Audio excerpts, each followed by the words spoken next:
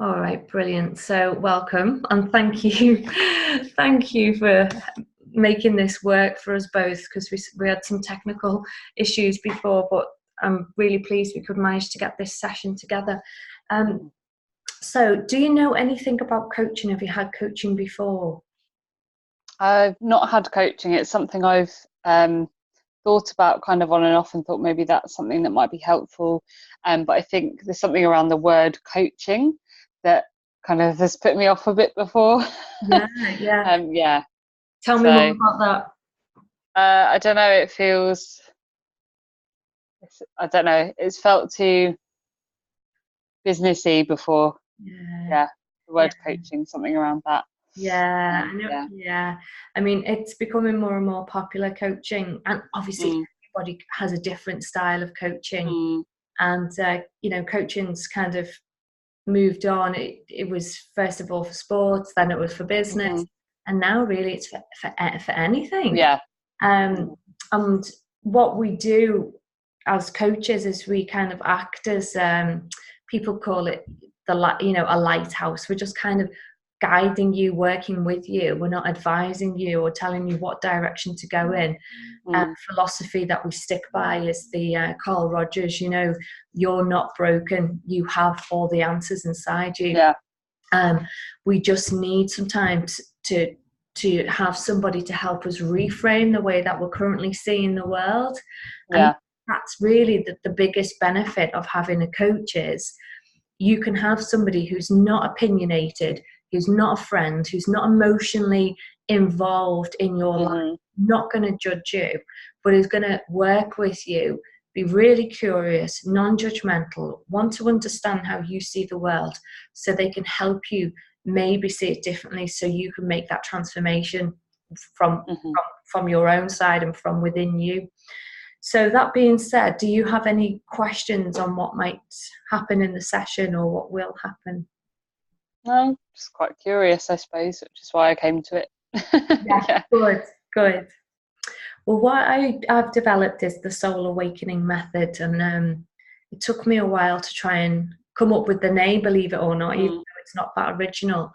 But it was almost, I was trying to get to the bottom of what this method will help people ultimately do. mm, And really, it is to awaken them to nothing spectacularly outside of themselves, but to yeah. what is at the core of them.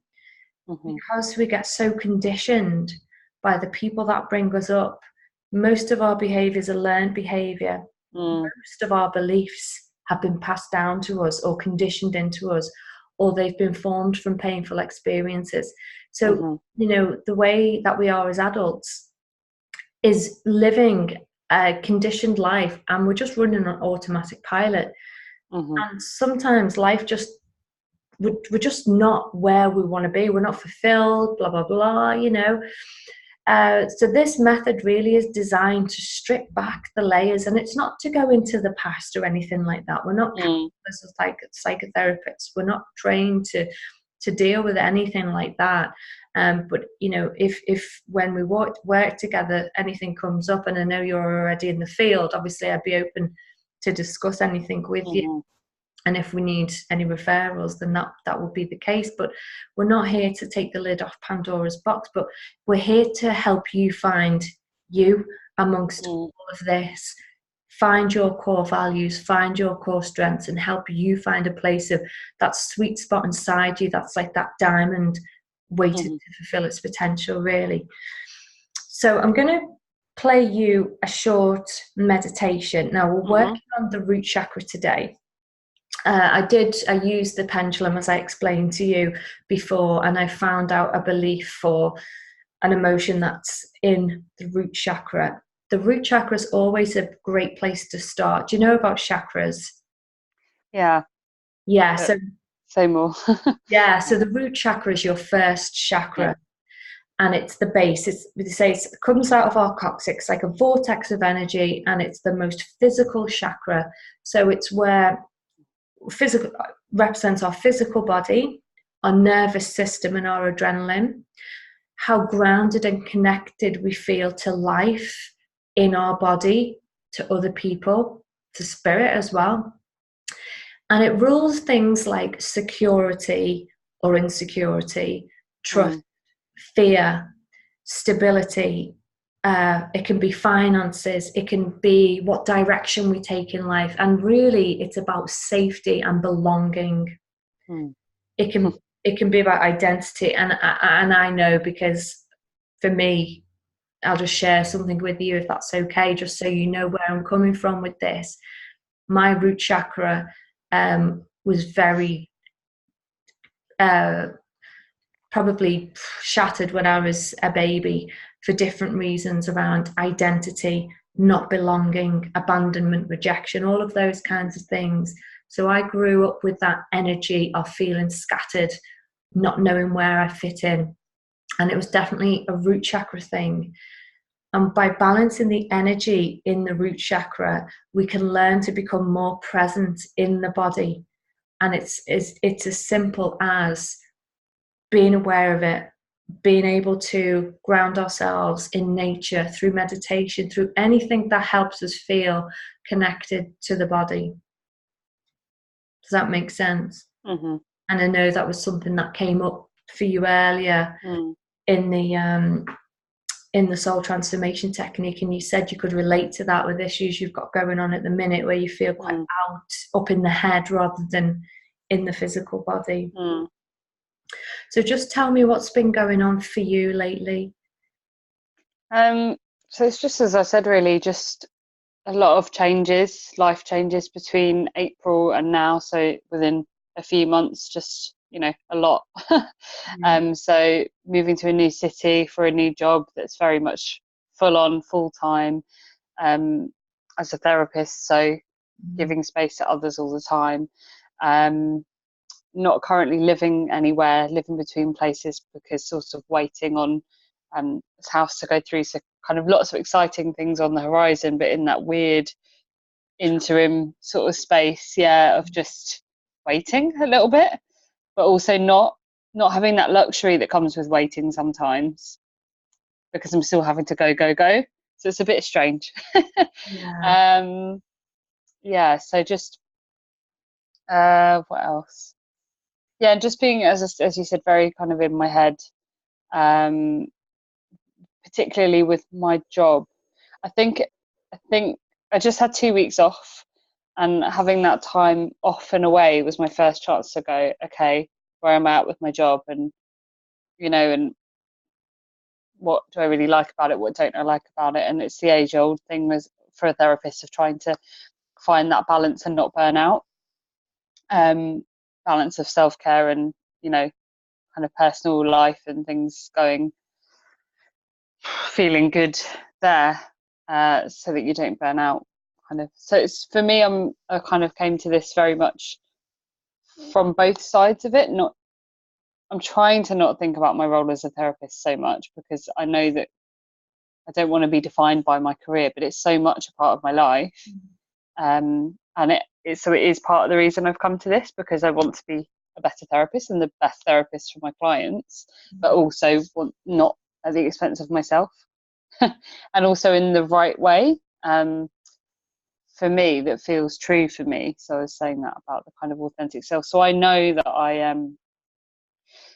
I'm not supposed to be doing the type of role exactly that I'm doing now. Like, I met my future self in a vision, and I said to me, that I'm not supposed to be a therapist, I'm a healer. And I know I'm supposed to do more of that kind of work, energy work and shamanic work. So I was a bit confused, because this was around the time I got the job, and I thought, well, maybe it's the area, maybe this job has brought me to this part of the country, and maybe I'm supposed to come here for that reason, So I know my job is not permanent, and that's fine. So I'm just kind of in that, it's quite an exciting space, really, of kind of going, there feels like a lot of potential here, more than there was in London. Good. So it feels, for the kind of career and life and opportunity for all of it to happen. So I'm just trying to, I guess, just figure out what's overlapping and what's me, what's my job, what's for now, what's for the future. There's a lot. Yeah. Okay, that's really So I've interesting. rambled a bit, but yeah. No, it's good. Yeah. It helps me just hear what's underneath the surface. And I know obviously you filled out your consultation form, which was great, really well filled in. It was just so beautiful to read because you just feel, you just completed it just so lovely. It was easy for me, as Oh, good. a coach to read it and get a good understanding of how I can help you and how we can work together. So where do you okay, so let's start from the beginning. Now, if I don't play this meditation, I will send it to you at the end. Okay. It's just like said to you, nothing scripted.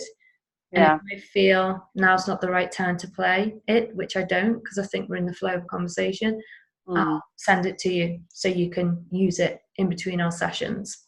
Okay. So out of all this, and you've got a lot of change going on, and it sounds like there's some boundary issues here about your energy. And when I read your consultation form, that's the first thing that came to mind. Like there's an energy leakage. There's no boundaries, and energy is leaking. So when you mention burnout, Mm. I completely understand how you would feel that it might get to Mm. that point. How can we make this conversation, this time that we've got together, really, really powerful for you? Where would you like to work? I don't know. I think that's what it is. When I first sat down to try and think, right, what is it I want to work on? I was just like, there's a list. It feels just this. It's all like it's not. It doesn't feel like one thing. It feels like one thing is related to another. So I just, yeah, I don't. That's not very helpful. But I don't really know where to start. Is Maybe it- that's why I've kind of come. yeah. That's probably, yeah, because I'm like aware there's stuff, but it's all interlinked. So it's just kind of, yeah. Well, that's exactly it, and it is all stuff. So Mm. as you're doing this, just imagine that's the stuff. Mm. We've all got stuff everywhere, haven't Mm. we? What is underneath the stuff? What's really going on for you? Mm.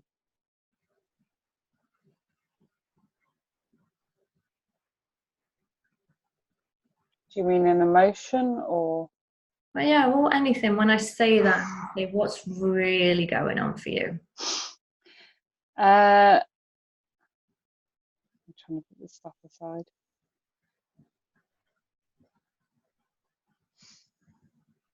Well, I think, I know I'm not living, I know I'm not living and doing what I'm supposed to and what I feel is true for me, which feels weird because I've trained as a drama therapist. And when I'm with people in that space, I love it.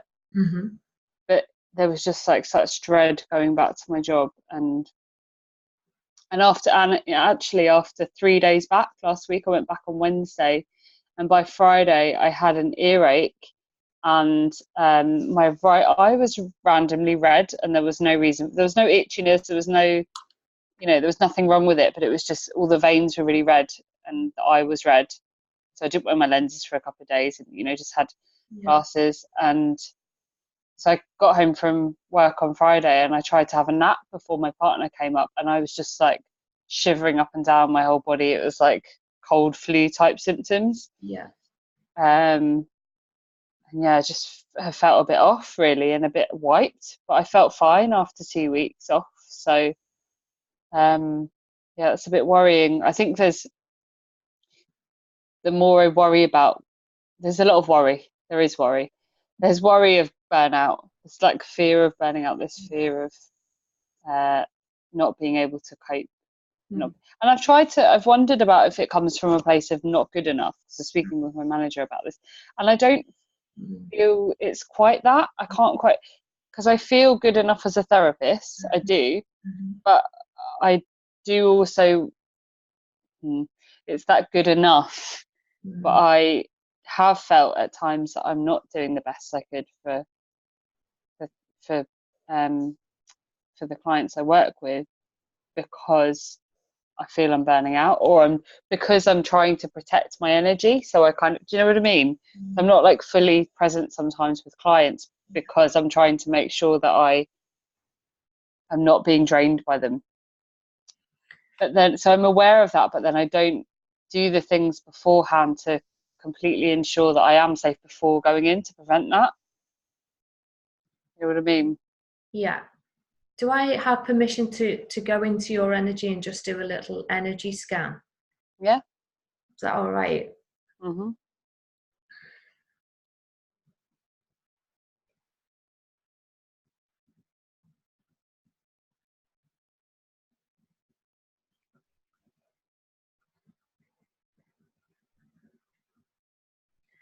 Okay, because the reason why I wanted to do that is because when you were talking about work, there was something about your throat that got my attention. And I just feel that from the neck down, there's a disconnection and everything is up here. And I'm just wondering, and I could be completely wrong, and if this resonates with you, great. If it doesn't, just throw it out. But is there something that's not being said or suppressed around work, in work?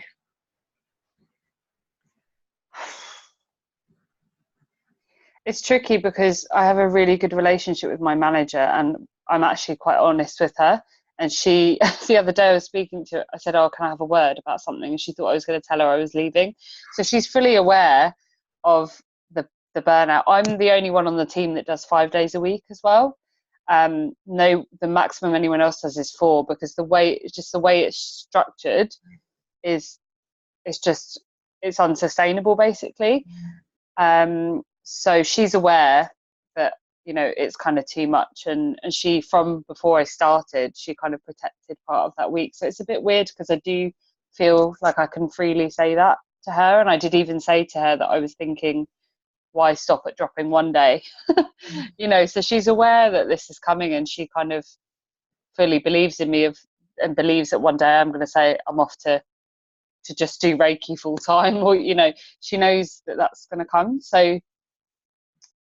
I don't feel it's with her or my colleagues in that way. I guess it's with kind of an authenticity with the schools, because I work for an organisation, but I'm in 7 different schools across a week.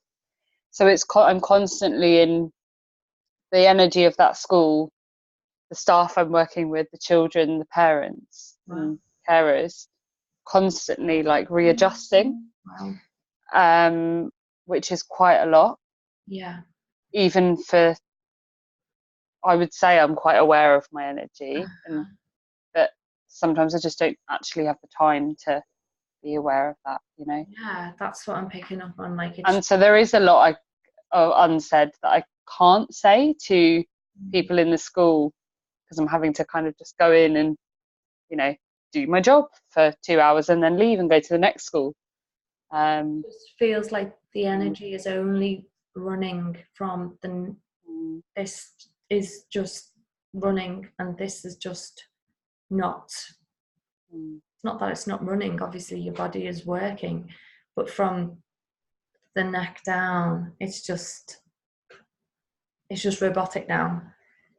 And this is what is in constant flow, and possibly giving you the feeling of burnout. My hands, though, when you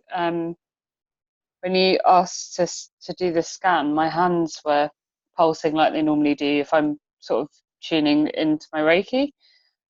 So maybe just stopping for a minute started bringing some awareness back, you know, I don't know. Yeah. Or maybe because energy, you know. Yeah.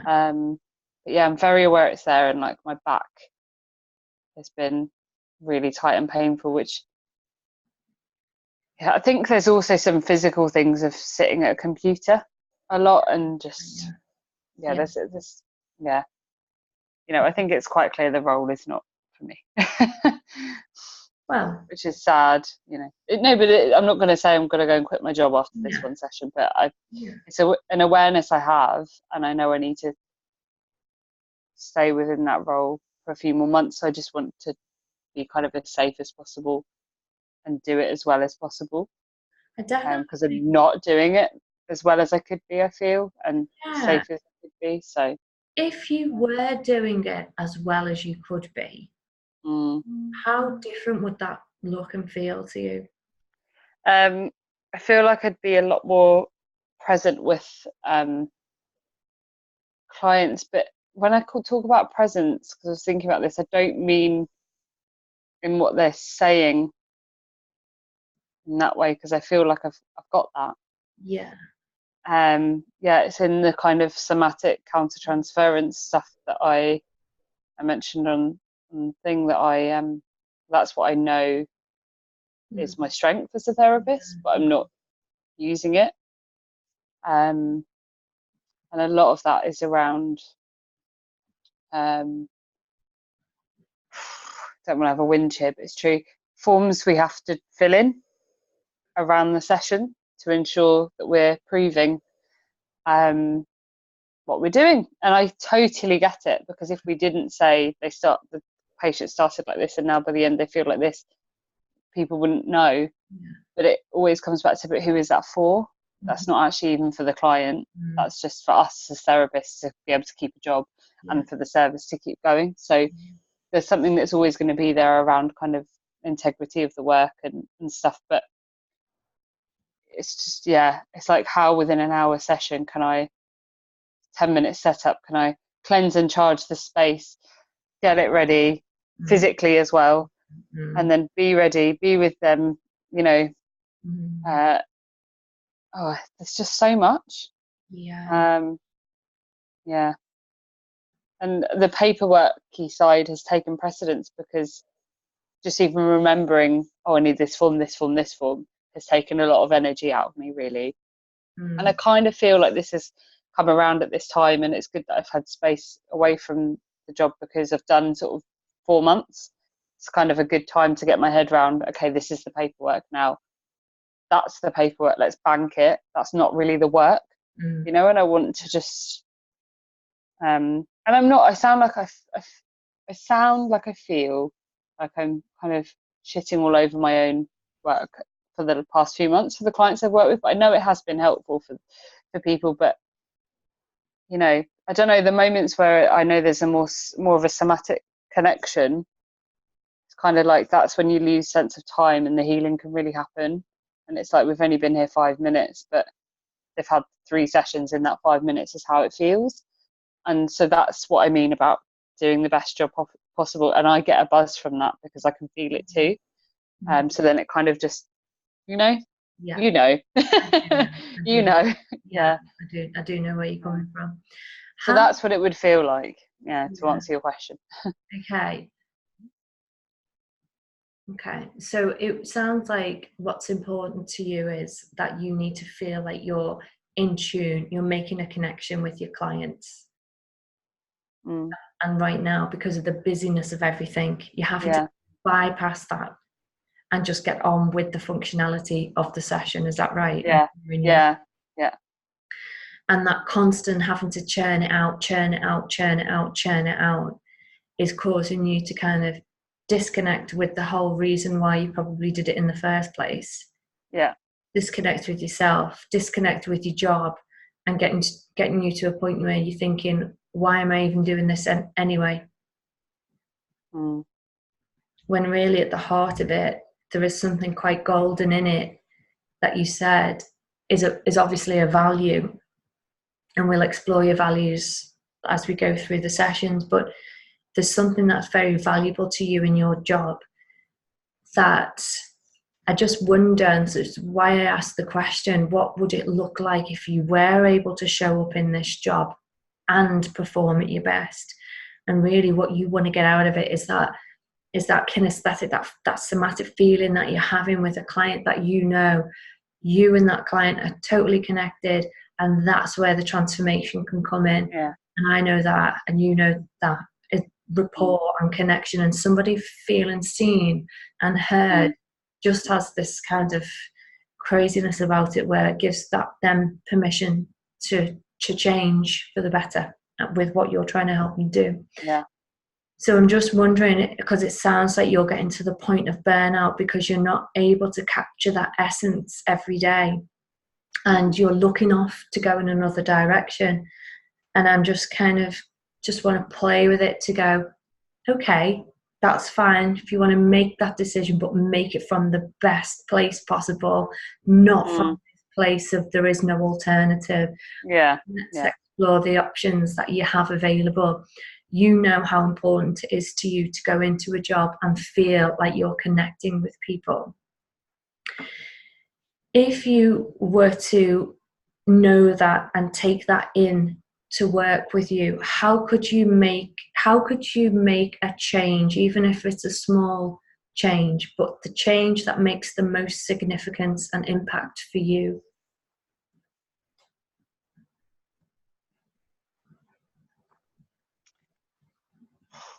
It's such a small thing, and I think I said this about on similar on my form, but just literally having a minute before a client comes in the room, just a minute where I'm not doing something with paperwork and I'm not like eating my lunch, just a minute. Yeah. Preferably longer. Yeah. But even a minute when you're actually doing a minute can feel a lot longer. So yeah, it's just making time for just making a bit of space either side of the sessions, you Is know. that And possible? I mean, yes, and some days it's a lot more possible than others. Some days I have to pee before a session, so it's pee or take a minute to mentally prepare. And it's like, you know, it is literally like that, you know. Some days I don't eat lunch the whole day. There is no time. I keep saying we because this is similar amongst us. So, and because inevitably throughout that day, even it's having that flexibility as well. So even being able to say, right, this is my protected time before a session for me to prepare me before I see a client could still be interrupted by someone coming in and needing something, and you kind of have to talk to them because you're not going to see them again for a week, and you do need to talk to them. Yeah. So, and I know part of this is me making excuses, but I'm also just the way my brain works is I do tend to think about kind of the possibilities of the scenario, of how that scenario could go, so that I'm mentally prepared if I'm having a minute meditation. Definitely. That I'm still aware at the back of my mind someone might burst in, because they might. It's not that protected. Which, yeah, again, as I say, I feel like I'm making excuses, but it is possible. It is a possible thing. I just am aware that not every day it would be possible, but I suppose trying to do it on the days where it is possible will build it in. And I hope that with something like that, I'd be able to feel a bit more resilient for the times when someone does burst in, and I can hold that a bit more and not be really frustrated by it, or like, oh, they've taken my minute, you know, and just be like, okay, well, it was needed, you know. So yeah. And you're not making excuses, you're being practical. You know how this goes, you know. There's no point of sitting here and fantasizing and about things that can't happen in your world. No. So I totally agree. Backup plans, strategies. What am I going to do if this happens? I can't, you know. And I can just visualize, you know, all the different kinds of scenarios that would happen. Yeah. So you know what that looks like to you, and you know how you can make that happen. And I'm guessing because you're a clever woman, and I don't have to handhold you through this, because you've already brought it to light that this might not happen all the time and X might happen. So I guess remembering why you're doing it and the intention behind it is more important than how long you get to do it for.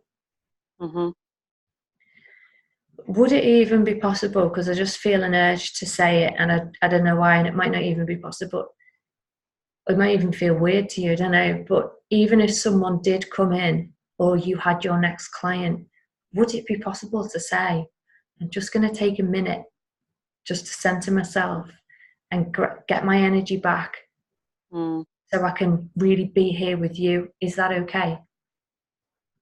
I do and have said that to people before. So I'm quite good saying the boundaries. And actually, I am quite a boundary person in a lot of ways, even though we said at the beginning that that's an issue. It is more about the energy.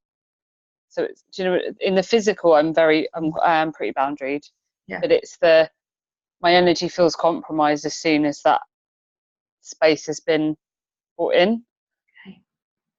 Not brought in, someone's come into it. So I think, so yeah, I have no issue saying that to someone. And yeah, definitely not. But I think it's actually something around, I just don't do enough grounding and protecting. Everything I've gone to, it's always been, Karima, you need to do this more. And I wear my crystals and I cleanse them and stuff. I say this, I know a lot. I know in my head what I should do. And I know that it feels better to do that, to have the cloak on before. But I don't know. When I'm in my day and the day is happening, it just isn't part of my regular thing. And I've kind of tried on and off, and yeah, I think I'm getting a bit sick of it not being part of it, and I don't really know how to make it part of it. No, I totally get it. Does that make sense? Yeah, I totally get it. Yeah. When you're in the flow of a day and your day is pulling you in this direction, that direction, this direction, of course it's all going to go out the window because you're doing stress. You're doing you, the busiest version of you, the not best version of you, basically, is what I'm hearing you say when you're in it, and that's what I want to explore with you. A question I wanted to ask was, how do you treat yourself when you're not at work? In what way do you mean treat yourself? How do you look after yourself when you're not at work? So, well, interestingly, I think the annual leave thing's an interesting thing to mention because I had that 2 weeks off and I chose to go to Scotland to look after my sister's dog while she went on holiday instead of going on holiday. Partly finances for myself, partly, she's a lovely dog. And I thought, you know what, that's far enough away. I'm quite exhausted. Actually, that would be quite nice. So I had all these things planned of what I was going to do in Scotland, take myself into nature because I do get recharged from nature, and I there's no one there, and it's great. But I got there, and it was pissing down with rain, and it was really cold, and I just kind of, I don't know, I don't know where 2 weeks went. I just kind of slept. I did walk the dog every day, and I did get out, and I walked for around 2 hours every day, which is way more than I do at the moment. Like I found out just before I went away that I put on nearly half a stone in weight since moving up here. And I thought, and it's not about a weight thing for me. It's more about, oh gosh, that tells me that I'm not doing walking and I'm not, well, I knew I was just car and sit in a room and, so I had all these plans of things I really genuinely wanted to do to kind of nourish me and and it just didn't happen. And then I started to realize something towards the end of the holiday, in that even though I was dog sitting, I was still being responsible, because anywhere I went, I had to think about the dog and her needs. So I couldn't just think about mine. So a couple of times I did leave her at home and just go, and it was much better. I didn't have guilt because I know she's fine, but that was an interesting thing, because I thought even when I'm there, doing something that seems very low key, there's no timetable, it's just me and the dog, I'm still thinking and being responsible, and so tend to, being in nature is really helpful for me. Really, really grounding. Like food. How does the theme of responsibility play out for you then? Yeah, it's been a big thing. It's been a big thing that I've worked on quite a lot because within my family I've been the responsible one, and I think interestingly all this work is coming up at the moment actually because I've been in quite a good place with it all within my family situation at least, until recently, just before my sister went on holiday. She's older than me. She's 7 years older. She's going through a divorce at the moment. Um, so when we were younger, she was very much more supportive of me emotionally and kind of looked after me quite a lot through things. And it's kind of flip reversed quite a few years ago, but it's stayed in that. We've stayed stuck in this kind of, I think, where because the marriage she was in, you know, she really needed that support. And basically, just before she went away, she asked me if I would, quite flippantly, if I would take out quite a large loan in my name so that she could buy a houseboat. Okay. And it threw up all kinds of emotional things around responsibility to family and wanting to help her, and it made me realize that there's still a lot of layers around this thing around expense of myself, and it made me realize that connects into work as well. Wow.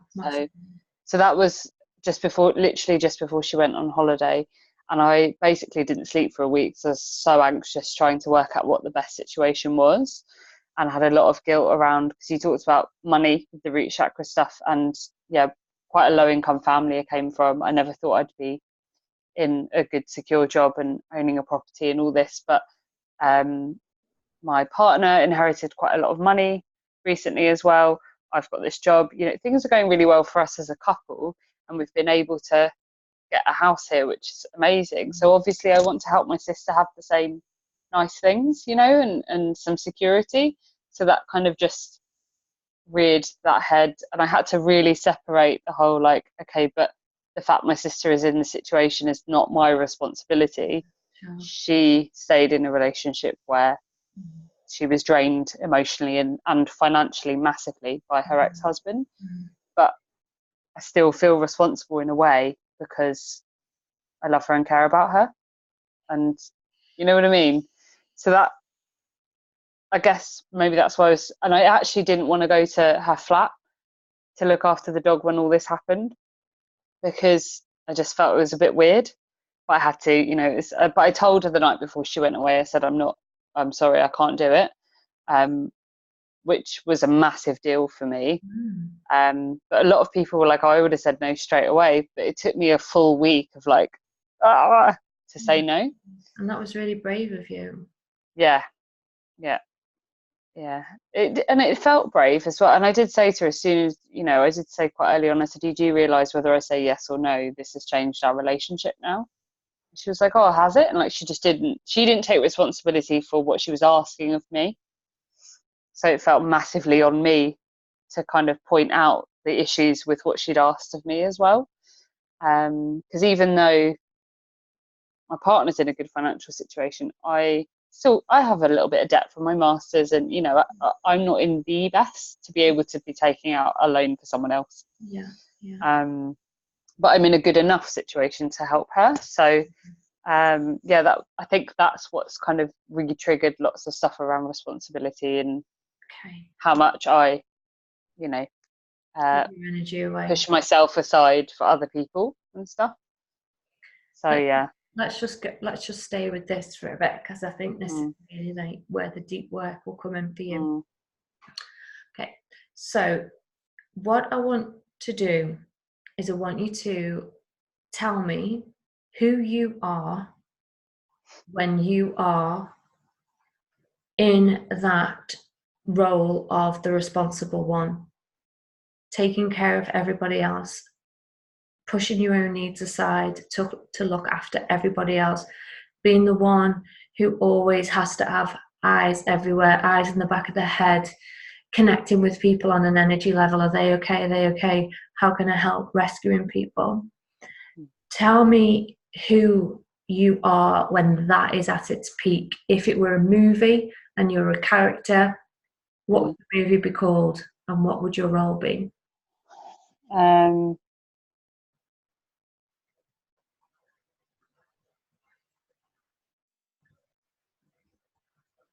I'm definitely thinking of the shadow side of this because the just hearing it back from you makes me feel really cringy and horrible. So right now I feel like The Martyr is what the name of the film would be. I try really hard not to be that. Um, yeah, that would be the name and the character, I suppose. And just Yeah. tell me, I mean, is this character male or female? Is it you, or does it look like someone else? Uh, well, oh God, I instantly saw like Jesus on the cross when you were saying Wow. it back, which made me feel really like, oh, Wow, no, because that's just yeah. that is so deep. Mm, mm. That is so deep. I No, have a real issue with like victimhood stuff and martyrdom stuff, we have because my mum plays the victim a lot, and so I've had to be the antithesis of that. Like, so it's kind of prevented me from owning my own stuff. So I've had a lot of it's fine, it's fine, it's fine, it's fine. You know what I mean? yeah. Um, so yeah, it was. Ooh, I didn't like hearing you say all that back because I feel like I'm just sitting here going, "Oh, me," you know. Yeah. Why do you see it that way? Because I don't know. Well, I think, well, I do. It's because of the whole thing around, I can't remember what I wrote now, but it's to do with, yeah, just having space for me and that being okay, Yeah. you know, Mm. mm, basically. Mm, Owning that, just as you mm. did, how does that feel? Again, it feels fine in theory, and I'm not a person to, I do take space when I feel I need, I come into a room and I talk to people, I find a seat I want to sit in. Do you know what I mean? I'm not, I don't hang back, but it is, It's deeper than that. so, yeah, something with that boat situation with my sister triggered something. And I think I mentioned about that it's trickling into my hobbies a bit now. So Mm. I started roller derby up here as a hobby that I love. It's completely different to work. I only think about skating for that 2 hours. I don't think about work. But when I first started, I was just full on going for it and it was great. But the last couple of weeks since all that boat stuff, maybe a little bit before, I've gotten a bit like, oh, sorry, and I kind of get out of people's way on the track because I'm like, oh, because I'm not. It's something a bit to do with confidence and skating, but it's also to do with just not wanting to be in people's way and not wanting to trip people up, and you know what I mean, and fear of. But I'm aware that by doing that, I'm taking responsibility for every single person on the track as well, and not trusting that they can take responsibility for skating around me, or so I do understand um, the disallowing that comes with that as well if I'm doing that to other people. But yeah, it's about a trust of others being able to take responsibility. So, and I know that comes from family stuff. Yeah. And Yeah, when you see yourself being that person on the rollerblade, um, roller skates, four wheels. roller skates, Yeah, sounds ace, by the way. it's When, awesome. Yeah. but when you see yourself being that person Yeah. that isn't owning their space, Mm, that is apologizing for being there, mm, is getting in the way. yeah. What does it do to, what do you say to yourself emotionally? What beliefs are around it? How does your body change its shape? What happens to you physically?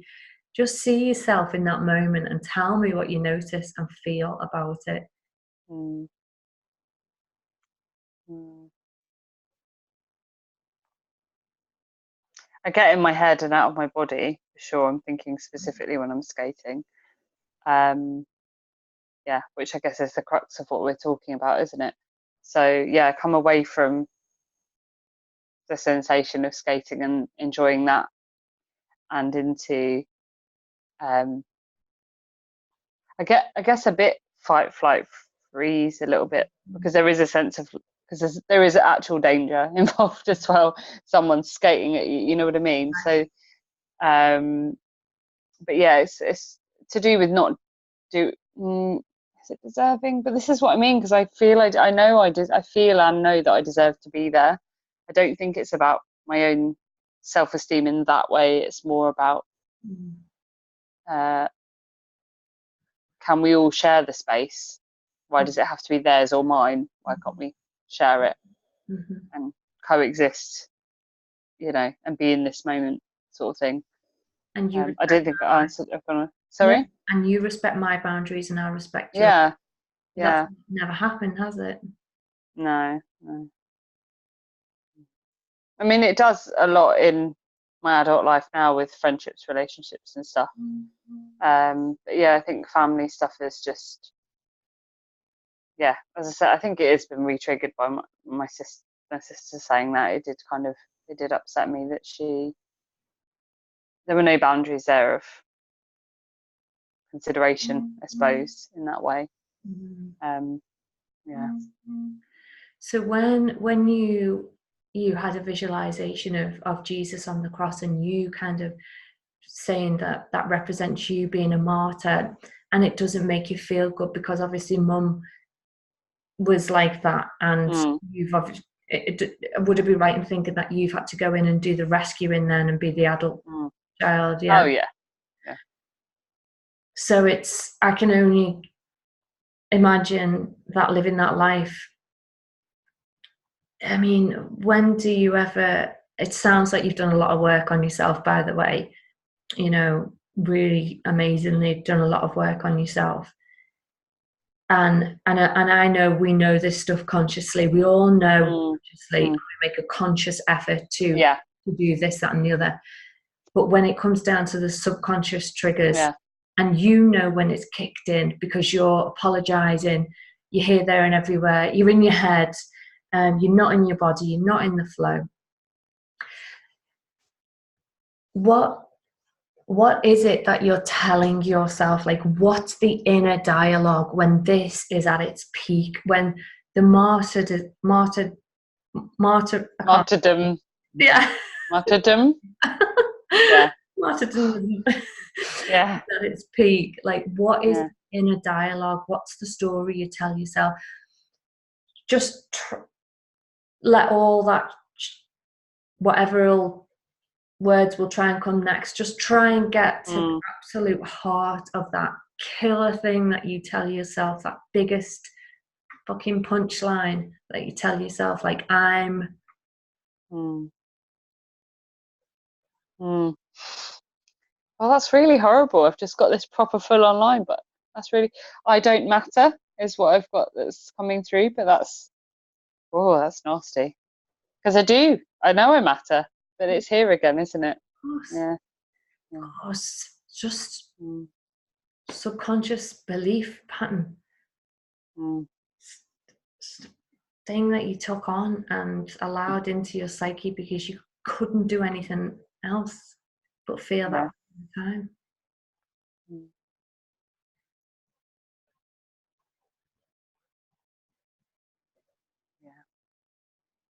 Oh, it's not nice hearing that, because as I say, it's so strange, isn't it? Because I do feel I matter. I know I matter.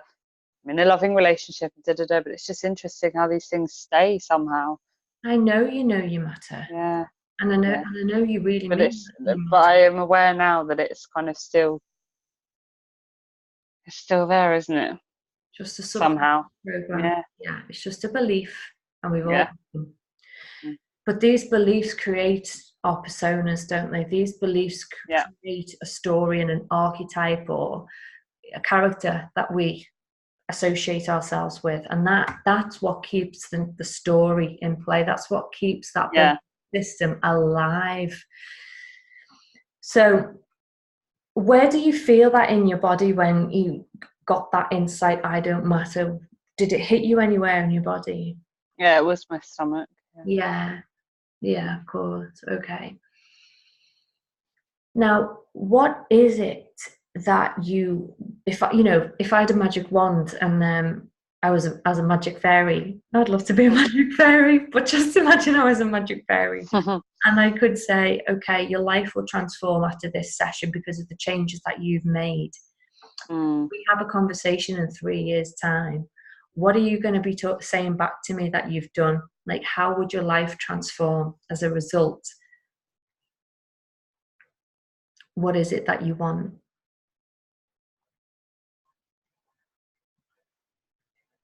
I guess I just want to put myself first Mm. and be okay with putting myself first. Mm. Because I do put myself first, but it doesn't always sit right, either consciously or unconsciously. So yeah, do that. If you were to start to put yourself first as of tomorrow, you made an absolute pact, a promise, Mm. and it was a promise that you were not going to go back on. Like by hook or by crook, you made an absolute pact with yourself that you were going to live this way. How would your life change? I think too much would change. I think I'm in too deep. Do you know what I mean? Oh dear. It's like, so even like 20 minutes before we had this conversation, I was messaging with my sister, and partly because I was putting myself first, because I think I left a top at hers, and she wasn't replying, and I wanted to know if it was there. But then she kind of started saying, "Oh, I've been having a bad time with feelings," and da da da. All right, And I, can I just interrupt you? yeah, Let's not go into that story now because you're not putting yourself first right now. but can I say the thing? What the thing of that is, I said to her, "Do you want me to send you Reiki tonight?" And I said, "I'll be free at 10." And even as I was saying it, I was like, "I probably just want to go to bed after we have this conversation." But she didn't ask me for it, but I've offered it. Yeah, That's what I was saying around that. that's Yeah. fine. That's fine. Mm. Just get back to that place where I Mm. said to you, how if you made an absolute pact with yourself, and let's get clear, you do not have to change the lovely person and giving person that you are. None of that has to change unless you want it to, if it's in your highest good. So with you Mm. saying that, it's almost like, but if I do that, I will have to Yeah. become this other person that people won't like, and I won't actually like, you won't actually Mm. like It's that. more about me not liking it. Yeah. If Mm. you were to put yourself first, you still get to keep all those gorgeous qualities about you that you love and you know are loved by other people. You get to choose who you are. You get to show up as the best person and with the best energy that you have available because you put yourself first, which means you can make people really, really matter. People will be more transformed by your energy when you come from that place. And ultimately, that's a massive value. I've heard you say that you want to connect and touch people in that way. How would your life change if you made a pact and you covered the bases where you made the promise and said, I'm keeping all my best qualities, but not at the detriment of my health or well being? How would your life change if you began to put yourself first as of tomorrow?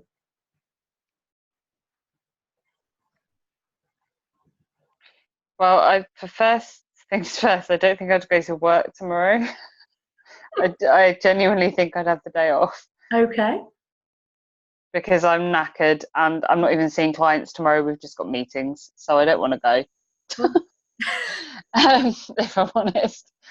Um, but I think putting myself first would bring more presence, more ability to be present, because checking in with what I need. Um, it would slow me down as well because I do have a bit. I'm quite, you know, um, and maybe it would stop me overthinking so much as well, or just calm that down a little bit. I think some good things can come with overthinking as well, but it might calm it a little bit. Mm. Um, Do you get a vision when you even think about putting yourself first, what that looks like? Can you see it? yeah, because I can see it because do it sometimes, and I know when I'm doing it because I really feel it. Tell me It's about that. just a flicker, Um, Tell me how it feels. it feels relaxed, and it does feel in flow, like you said. Mm, So this is the state that you want to cultivate more of for mm, yourself. It will stop you getting to burnout. It'll save your life. It'll save your health and it'll save your life.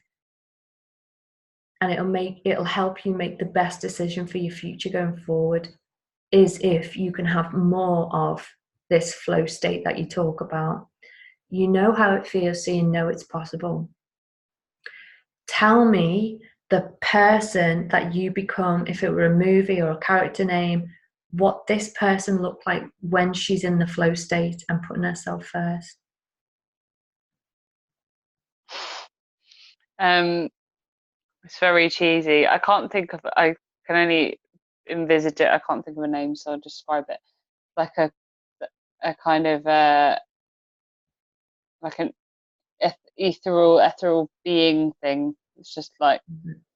lots of nice light around it, and just like untouchable, Love kind it. of floating off the ground a little bit. Yeah. Yeah, female, obviously. Yeah. I can Yeah. just hear the music. Ta-da! Yeah, exactly. It's very cheesy, but it's that a very like light and pale colours, and just kind of. But I also feel that I can see that, and it looks Mm. not lonely, but yeah, just a little bit isolated. Okay. So bring Mm, in, just aware of that. yeah, that's fine. I get that. And that's just Mm, means there's something around taking care of people because it meets a need in you to feel a sense mm, of belonging and connection. There's always mm, a need that we, or a value that we, yeah. in anything we do, good behavior, bad Mm, behavior, healthy behavior, unhealthy, we're always meeting needs and values of our own. And yeah. that could be a strong one of yours, which is why you were like, oh, no, I couldn't be that person who puts themselves first, because that means I'd Mm, have to start saying no to the people that I mm, love. And for mm, you, that's a massive that would be a massive consequence for you of losing people, mm, which is not what you want to do at mm, all. And that's totally unnecessary. It's just this strong belief system you've got in place that tells you you have to martyr yourself, because mm, that's the way that you live and survive based on experiences in the past.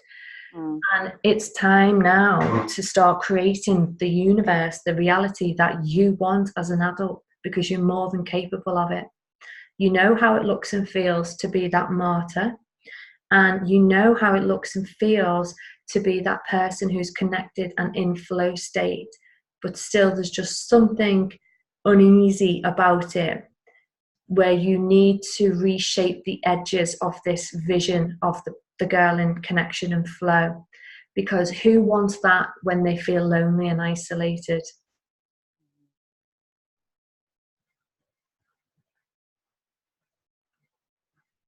I think there's something around it's like an ego. I have concern about an ego thing as well. Yeah. Because do you know what I mean? Like an almost blind to the world, and just gonna do my own thing over here and screw the rest of you is kind of what I see in that vision. And that's kind of, it's fine to do that at times, of course, but yeah, I don't know, it just doesn't quite sit right with me. It feels uncomfortable. That's I feel fine. envious. When I see the vision, I feel envious that she's able to do that and be totally fine with that. In fact, I have a friend who's a little bit like this, and I hated her when I first met her, and I Mm. really respect her now. And I realised I was jealous of that she could do that, and we've spoken about it. And she does her flow, and she does her thing, Um, but yeah, I don't know. I don't know if it's me holding me back, or like a family energy role thing, or. Mm. There's definitely something around who, yeah, how you'd be perceived if you were to Yeah. become this character. But it sounds like if you don't start to embody a bit more of this character, then you really might as well nail yourself to the cross, because that's all you're going to be fit for. Mm. And if you were to look back Yeah. on that person in 3 years' time and we were having a conversation from that place, what would that conversation look like? Well, yeah, I don't want to be that, I don't. So I think sometimes, and I totally, totally understand what you're saying about having those feelings around, well, that doesn't feel right to be that person. There feels like there's a sense of arrogance around that yeah. person. Change the vision to suit you.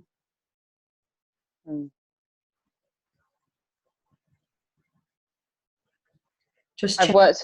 worked a lot with well, no, I still like that vision. I want to have that as a goal, because I think it's great. Okay, And I want to be able to be that. amazing. Yeah. So How do you feel? Okay, so tell me this, right? That person, just forget what conditions we've placed on her and what judgments we're making about her and what opinions we've got that we think other people will think of her, and we don't even know that to be true, but it's all our own assumptions that we're piling onto this beautiful etheric angel that only wants to probably do good for people, yet we've just vomited all our assumptions and biases. But what does this person say to herself when she's in flow and connected, given the fact that the other character says, I don't matter? What does this etheric person say? I matter. What else does she say? I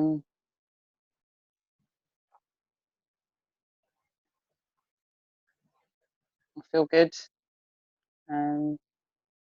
Feel calm.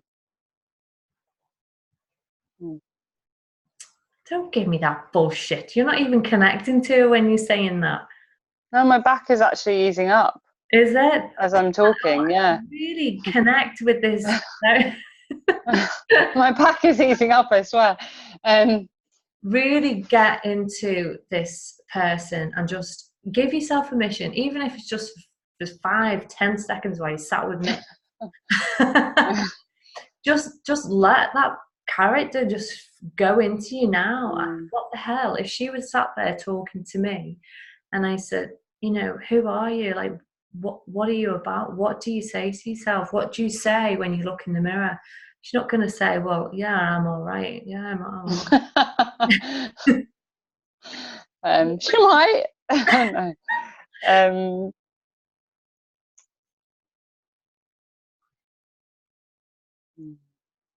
She would say, It's interesting. I think what the struggle is, I'm struggling to find, because I'm linking the person to their purpose. And so the martyrdom had more purpose. But what is the purpose of her? I don't know yet, other than to just be, I suppose. So that's why I'm struggling to find words of. Okay, well, I'm going to give you this as homework. Now, consider this, right?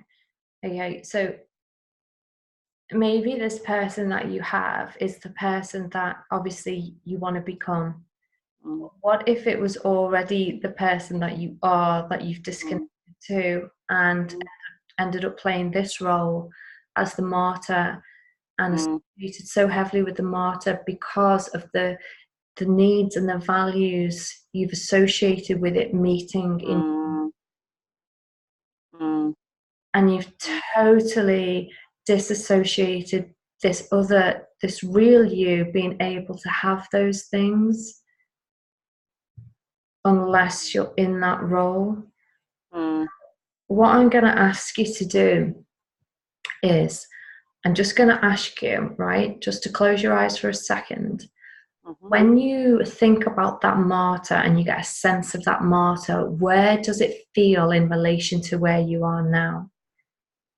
In my body, you mean? Yeah, like where is this martyr? Is it just behind you, in front of you, to the left, to the right? Definitely, it's definitely my back, always the shoulders and the back. Okay, just shuffle into the space of the martyr. Mm. Okay. And then just feel its energy.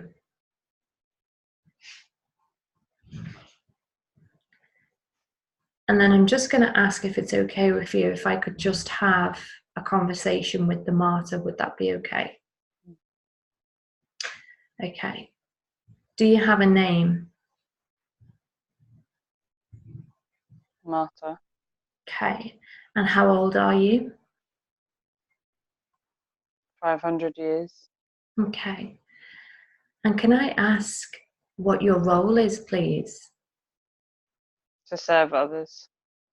Okay, brilliant. And how are you serving others through Karima right now?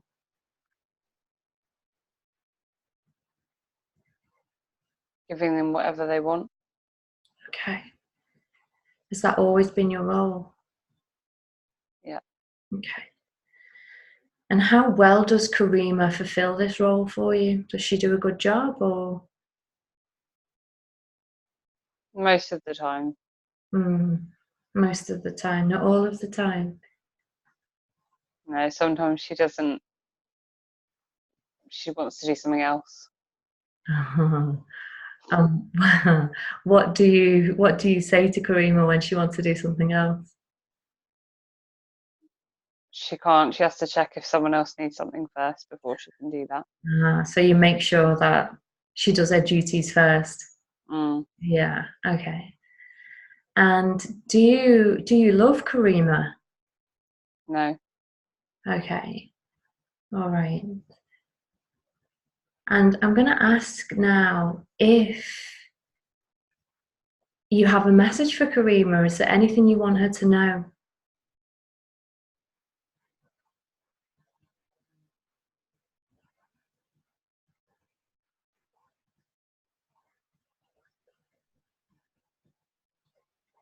I'll always be here. Okay.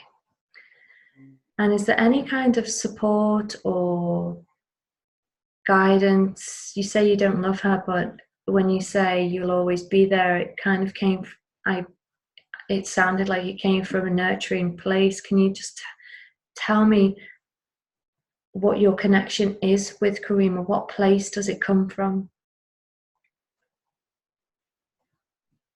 Well, I need someone to do this through. Okay. Okay. So what I'm going to ask you to do is I'm going to ask you, and where do you normally sit? Do you kind of sit round Karima's back or? Mm. Yeah.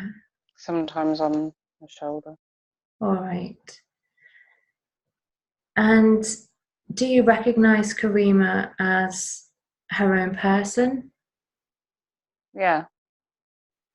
Because you see that sometimes she makes her own choices even though they don't suit you. I understand that, but you can see that she does make her own choices in life. Mm. And what is it Karima really wants to do with her life from your perspective? I think she wants to be free. Mm.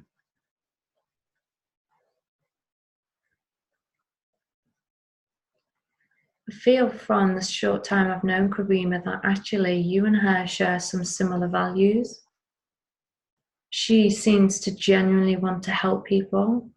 What do you think about that? She does. Yeah. And I'm just wondering, I'm just curious, you've been around Karima for such a long time now anyway, that there could be some way that you and Karima can work together in a more harmonious way. Mm. How do you feel about that? Mm-hmm. Okay. How do you think that if we were just to let you take a side step, or let's say a backward step, how do you think you could let Karima know that you're the one talking to her when you're not sat on her back and you've taken a big step back, but you're still trying to get Karina's attention to do your work, to do the work, how will she know it's you? What signal will you give her?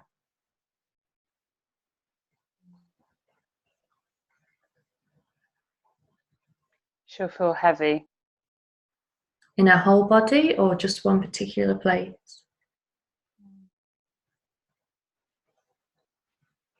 Mainly her back. Mainly her back. Okay, good. Now that's something that Karima will tell her after this conversation, that that's how you're going, to let her know when it's you, and then you two can have a conversation about the best way forward. Is that okay with you? Mm-hmm. Okay, well listen, thank you so much for speaking with me. I appreciate the job that you're doing and the work that you're doing with Karima. And I'll just ask you now just to energetically just take a really nice big step backwards and just place your energy there, okay? Thank you.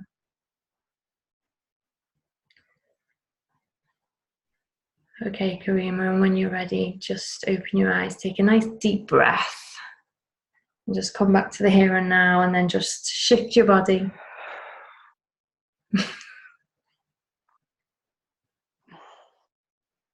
You okay? Yeah. Good. It was weird. I haven't done anything like that for a while. Yes. Yeah. Yeah. That was good. Do you want to say anything on that? Just noticed how quickly when you said, "Do you love her?" It was like, no, really quickly. So Yeah, and that's okay, because these energy types, they might not have the ability to love, just have the ability to serve and do a job. That's okay. So with this work, it's like called subpersonalities, which you might already know, but these are just like not the true self. It's an yeah. and the most dominant one is the one making the decisions. And then when we ask them just to kindly still work with you, but just to step away a little bit so that you can make the decision, not the energy. The energy can wait and let you know that it's them, or wait for an invitation, because this martyr has got benefits to it. It's not bad. It's there. It's not a bad energy. It's just it's always got benefits. It's here to help you serve other people, but you were serving through their energy only.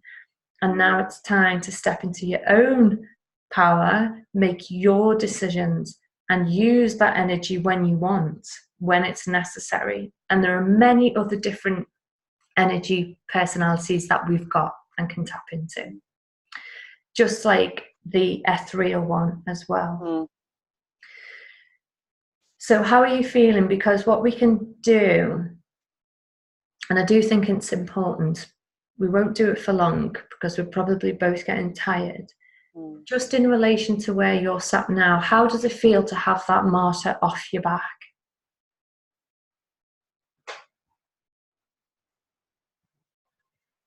I feel lighter, but it's still quite painful. Yeah. That's fine. That's fine. So in relation to where you are now, where does the other energy sit, the etheric one?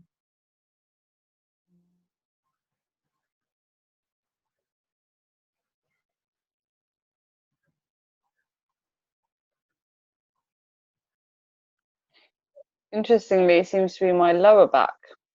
Okay. So on the back as well, but just the lower, because I can feel tingling. Okay. So just move yourself so you feel like you're more going to embody that energy.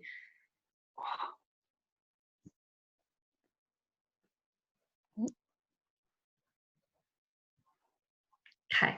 So when you're ready, just the same again, take a nice deep breath.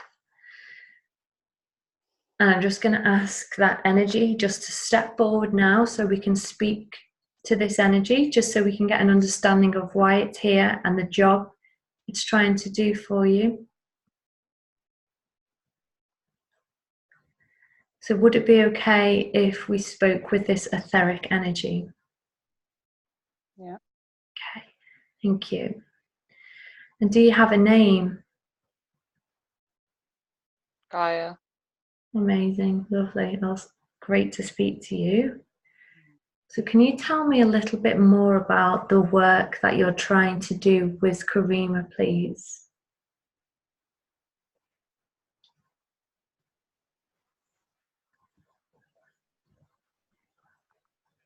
To get her to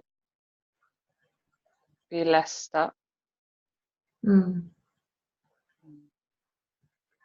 and more fluid and more fluid.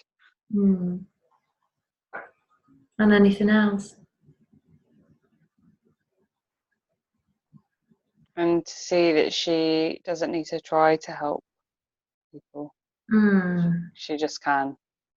Mm. And how long have you been with her?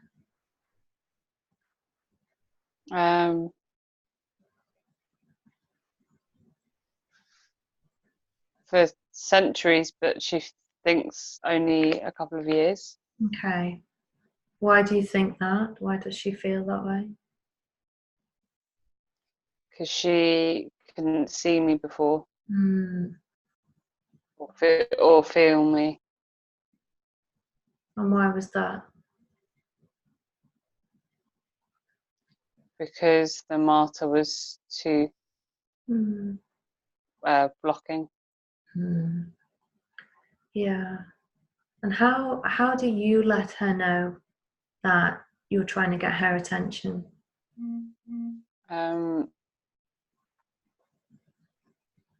In her dreams Really?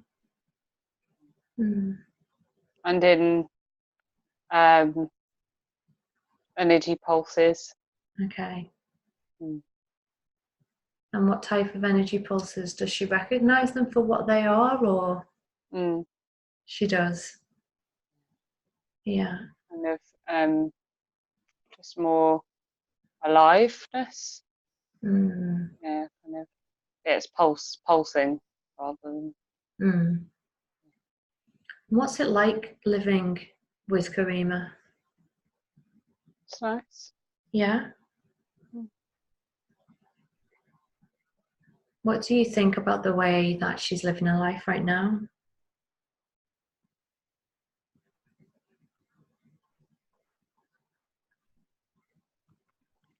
Well, I think she's dragging me around a bit when Mm-hmm. actually I can just walk next to her. Mm.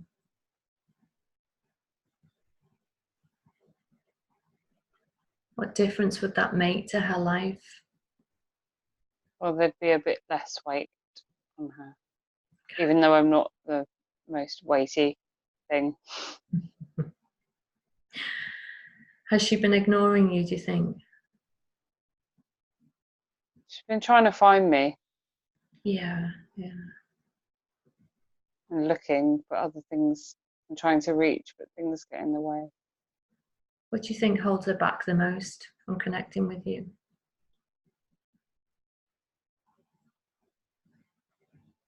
Not actually seeing. Can you explain what you mean by that? Well, I'm there.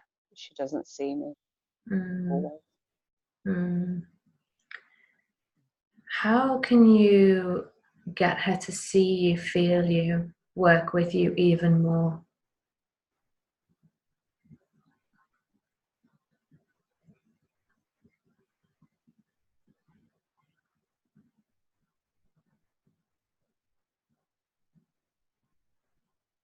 Just try to slow her down a bit Mm. so she has time to look around. Mm. And I'm just wondering, because there's something about your nature, Gaia, everything is about transition and it's about nurture.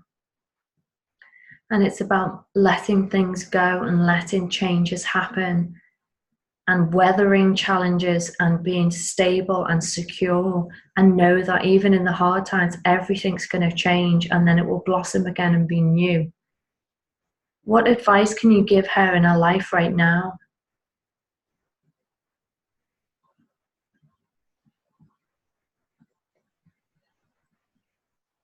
to stay grounded and rooted. Okay, thank you. And are you happy with the position that you have with Karima? Would it benefit her if you stood side by side with her? What do you think is a good position for Karima? I know you have Karima's best interest at heart, which is why I'm asking you the question. Karima's wanting to connect with her true self even more. And I just think it would be beneficial that she knows that she has you when she wants you, that you don't completely take over her, because it's important that she recognizes herself in all this and makes her own authentic decisions. But given your nature of support to her and helping her see things more clearly, where can you maybe move away but stand so she knows that she has you when she needs you? Where would that be? Just to her right. Okay. And if she needs you, or if you want to connect with her, how will she know it's you? She'll feel a warm, pulsing energy in her hands. Okay. Perfect. Thank you. And her back, lower back. Lower back. Excellent. Is there anything else you'd like to tell her before we end the session? Okay.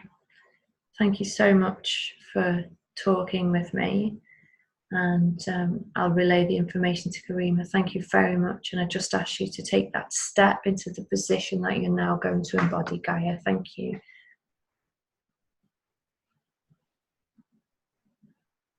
Okay, Karima, and when you're ready, just take a nice deep breath and shift your position, move out this, just shift that energy, let it go. And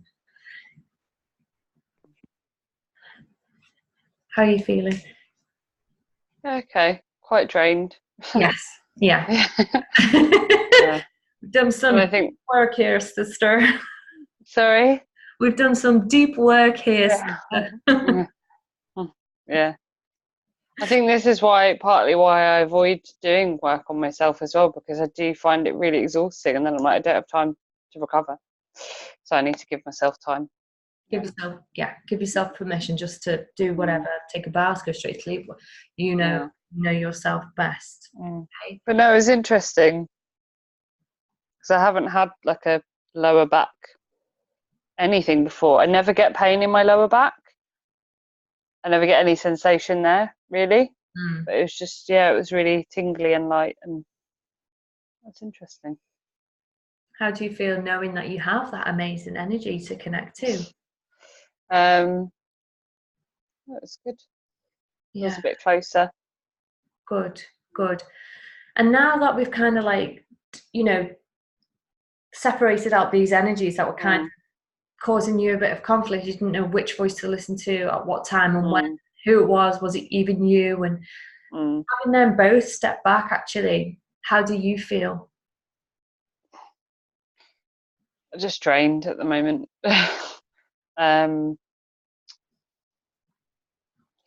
Need to process a bit more. Good.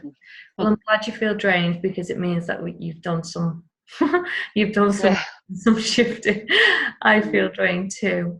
So but it's all just part of the process, isn't it? We're both in it together, we're both connected and in it together. So well done for doing it, because it does take a lot of work and a lot of participation on your side, which I'm really grateful for. So yeah, thank you. Is there anything you want to end the session on?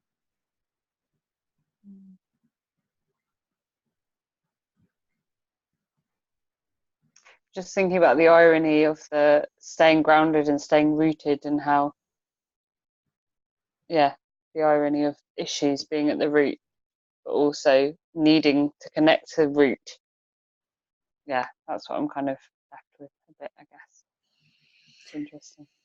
Yeah, there might be something in that. It just came to my mind is when you feel that connection, and it can just be a visual connection of anything that comes up that you don't want to let it to push it down to the feet, Push to it give it down. to Yeah. Gaia, to give it like a release, like you're watering the plant, the earth as you go, you know, just let it all spurt out your feet as you're even sat there and you're processing stuff with clients. You can just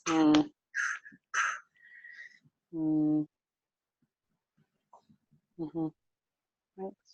All right, well, I'll let you go, and I'm going to send you the visualization, the meditation that you can just listen to at night. And if you've got anything to report back to me as well over the next few days, then just send it over. I will give you the tapping technique. I'm not going to give it to you tonight. I'm going to wake up fresh tomorrow. I'm going to check back into your energy, and I'm going to give you the tapping technique that I promised you before. Okay. Okay. All right. Nice to Thank you. connect with you. Take care, and we'll hook up again. All right. See you soon. Cheers. Bye. Bye. Bye.